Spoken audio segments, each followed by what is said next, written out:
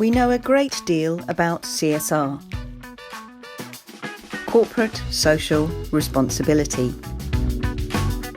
and CSR communication, especially explicit CSR communication in large firms, formal reporting, branding, codes and standards. But we know much less about CSR communication in SMEs, small and medium-sized enterprises.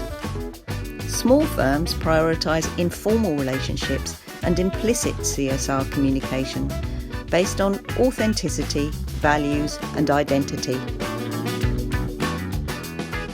In our international research collaboration, Madam Singh and I wanted to know what is the impact on SMEs when their large corporate customers seek to impose their version of CSR communication onto their SME suppliers.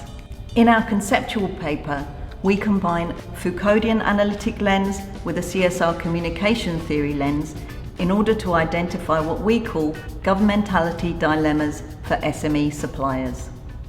And by that we mean tensions that are related to authenticity, identity and values.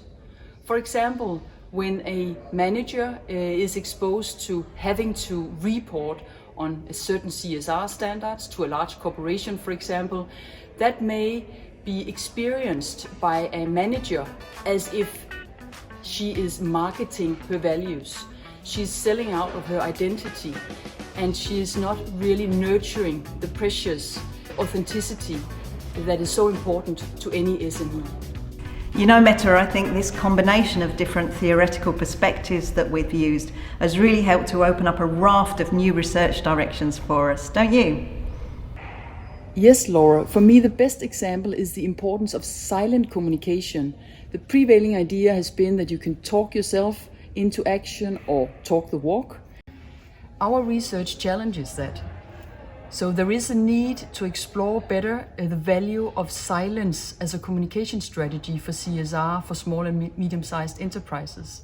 Or put in other words, there is a need to understand better why the owner-manager may feel more comfortable walking and living his CSR and his values and beliefs rather than explicitly communicating about them.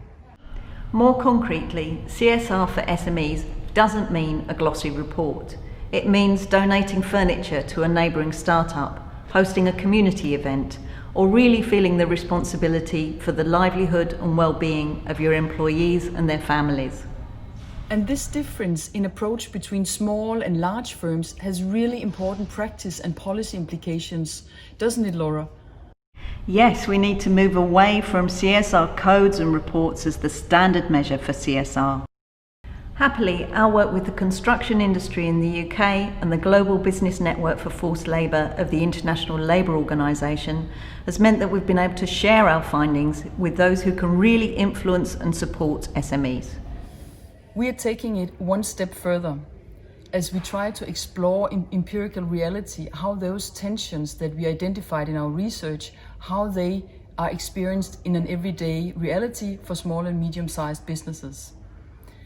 In fact, we have a collaboration with the United Nations Global Compact local network in Denmark, where we're trying with them to understand how they may better support small and medium-sized businesses in their CSR communication to avoid the governmentality dilemmas. The key message then is a counterintuitive one. CSR standards, codes and reporting are not always a reliable way of improving CSR in the supply chain, especially for SME suppliers.